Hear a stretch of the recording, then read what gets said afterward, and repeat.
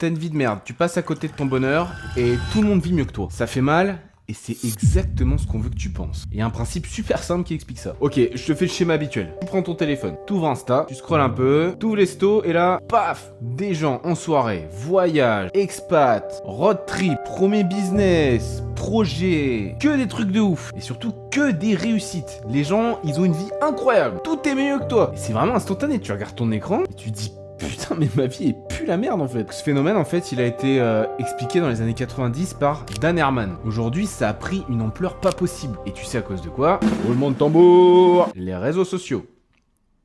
En fait, ton cerveau, il a jamais été conçu pour voir la vie de centaines et même de milliers de personnes tous les jours, toutes les semaines. Pendant des années, naturellement, ton cerveau, il comparait ta vie avec les personnes juste autour de toi, ton petit quartier, allez à l'époque préhistorique, ta petite grotte. Et aujourd'hui, ton cerveau, il compare ta vie avec des centaines de personnes différentes que tu ne connais des fois même pas. Donc tous les jours, c'est ta vie comparée à des centaines de vies. Et en fait, c'est là que le piège il se referme. Parce que les réseaux sociaux, ils montrent jamais la vraie vie. Ils montrent les voyages, les soirées, les réussites. Ils montrent jamais les moments normaux, les galères, les doutes et toutes les choses compliquées qu'il a fallu des fois pour mettre en place certaines réussites que tu vois sur les réseaux. Donc en réalité, tu compares ta vie entière avec ses mauvais moments et ses bons moments avec que les bons moments de la vie de centaines d'autres personnes. Et c'est comme ça que ce concept il fonctionne. T'as l'impression que tu rates quelque chose en permanence alors qu'en réalité, personne ne vit cette vie parfaite que tu vois sur les réseaux. Et ce concept, tu le connais, c'est la FOMO, la Fear of Missing Out. C'est littéralement la peur de manquer quelque chose. Et paradoxalement, il y a un autre concept qui est en train d'apparaître et que tu connais peut-être même pas. Ça s'appelle la JOMO. On a juste changé la première lettre. C'est la Joy of Missing Out. Et ça,